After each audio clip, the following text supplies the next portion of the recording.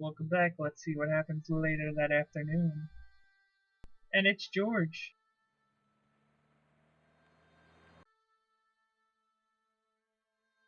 Well, I don't remember where she lives. I'll just ask this lady. She likes to tell everyone everything. Oh, hi. Bonjour, monsieur. Would you like me to foretell your future? No thanks. I'm very good. It only takes a minute. Thanks all the same, but Is it I'm free? not superstitious. Besides, if it only takes Santa. a minute, that's not much of a future to look forward to. See you later. That's right. Wait, can I talk? Oh, I can't talk to that guy? Oh well. That makes me sad. Okay. Oh, hi. Hello, my handsome friend. Okay, tell me my fortune. I've changed my mind. Will you tell my fortune? You're going on a long journey. My, oh my. What a surprise. Can you tell me anything I don't already know? How does this fortune-telling routine work? If I knew that, I wouldn't be selling flowers for a living. Haven't you ever wondered why you were blessed with the gift? Well, it's a bit like satellite television, I suppose. Some of us are born with a built-in receiver dish. I just happen to be one of the lucky ones. What? What? Why would you want a satellite receiver dish? I don't even. Can you really foretell the future? Only time will tell, monsieur. The strange thing is, I can't seem to see myself in the future. Other people, I have no problem. But when I try to see what might happen to me, nothing. That must be scary. Maybe. I figure it's a kind of natural safety mechanism. Either that, or I don't have a future. You gotta die. Are the flowers for sale? Oui, monsieur. Okay. I'll take a bunch of those white ones. I wouldn't do that if I was you. No? They are lilies, monsieur. Some people associate them with death. Yikes. Well, thanks for telling me. What other flowers do you have? Dahlias? What do they signify? Insecurity? I don't want to give her the wrong idea about me. What about the tall yellow ones? Those are iris, the flame of passion. And the little yellow ones? Sensuality. Well, they're no use to me. I want to make an impression, not jump down her throat. Do you know a young woman called Nicole Collard? Yes, I do. She lives upstairs from me in the apartment block across the street. The door isn't locked, but you'll need to give it a gentle nudge. It sticks, you see. Because of the dam. The landlord said he'd fix it before winter sets in. He's been saying that for 3 years. Wait, did you just tell me that her door is unlocked and that I should just go in? Or are you trying to invite me back to your place? Which is weird. And no thank you, sir man. But also, if you're telling me that Nico's place is unlocked, no wonder she got fucking bugs.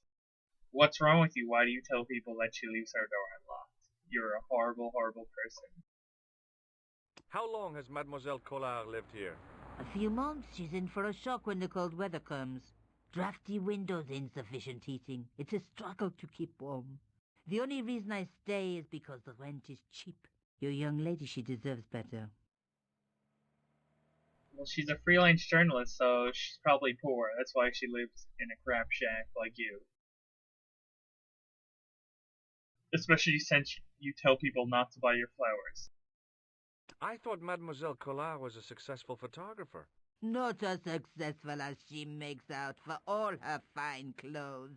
Oh, I've heard her crying herself to sleep at night. That's awful. Now don't you let on that I've told you. She's proud, that one. Too proud, if you ask me. Have you seen anyone out here watching Mademoiselle Collard's apartment?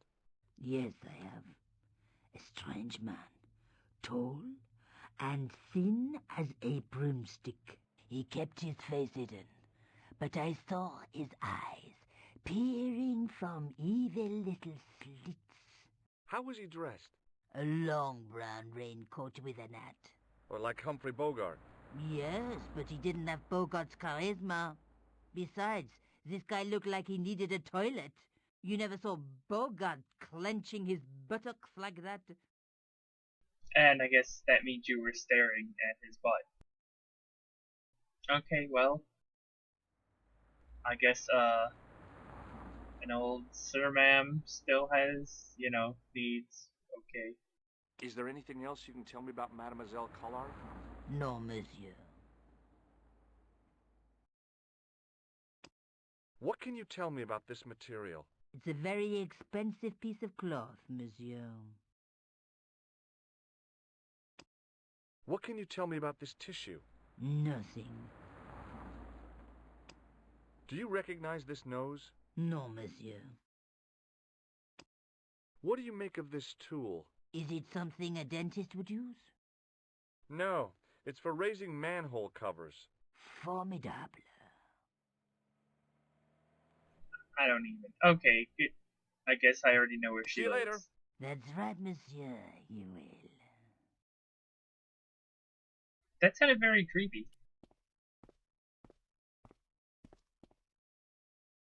Remembering the flower seller's advice, I pushed the door gently just above the lock. Oh, that's the door. Hi. Bonjour. I'm glad you could make it, monsieur. Please, call me George. Fine. I'm Nicole.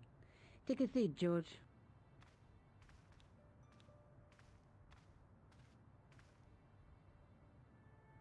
Eh bien?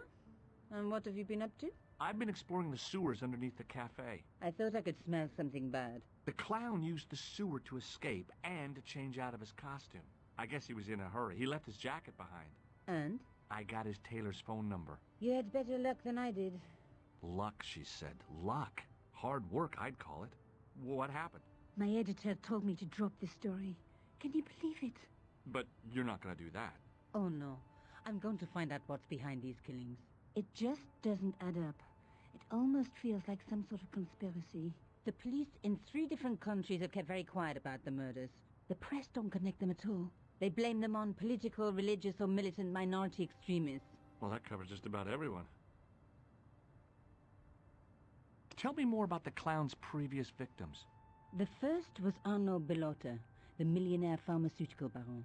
He made his money from amphetamines in the post-war slimming and diet boom. Imagine it, millions of housewives literally speeding their butts off. The only witness in the case was his Filipino au pair. She swears he was lured to his death by a snowman. What about the clown's second victim?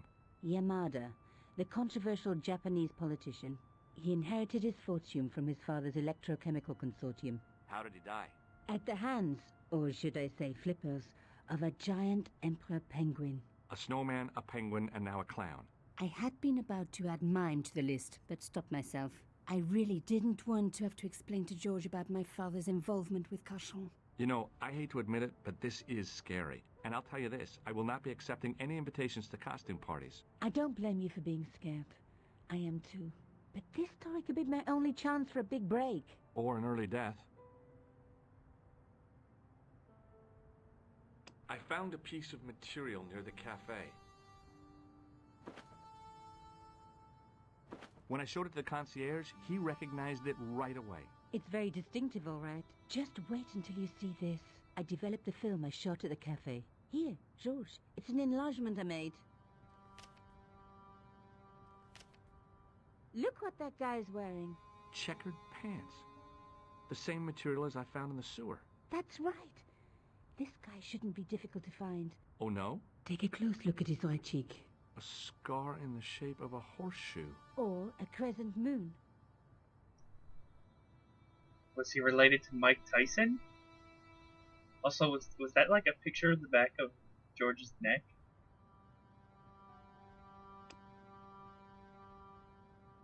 I found this tissue down the sewer.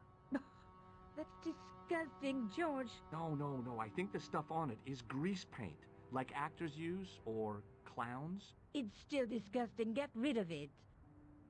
Jeez, okay. You don't like my clues. I found this false nose in the sewer. Hey, what's this inside it? The contents of someone's nose? Don't be cross, George. It says La Risée du Monde. Masks and costumes. It's a costume shop near the Gare Saint-Lazare. I'll check it out. Maybe the owner remembers who hired the clown costume.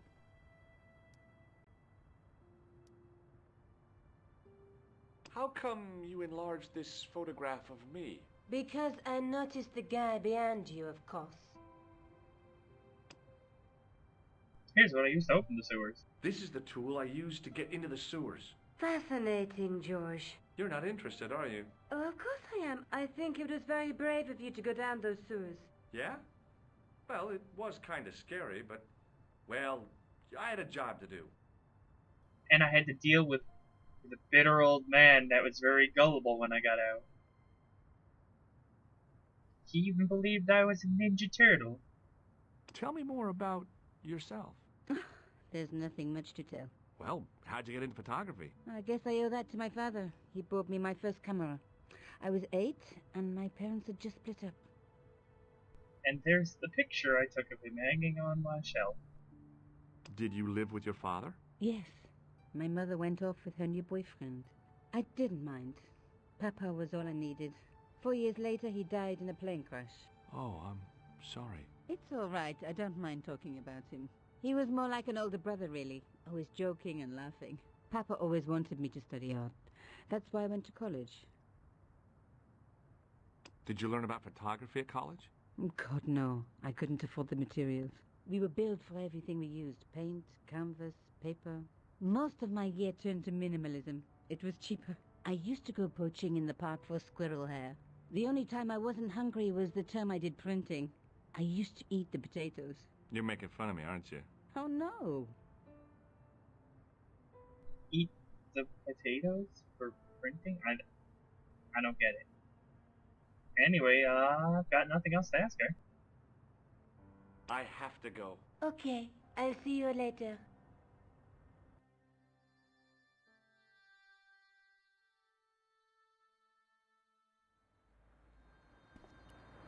Well, I've got lost that material, but now I've got a picture of a guy.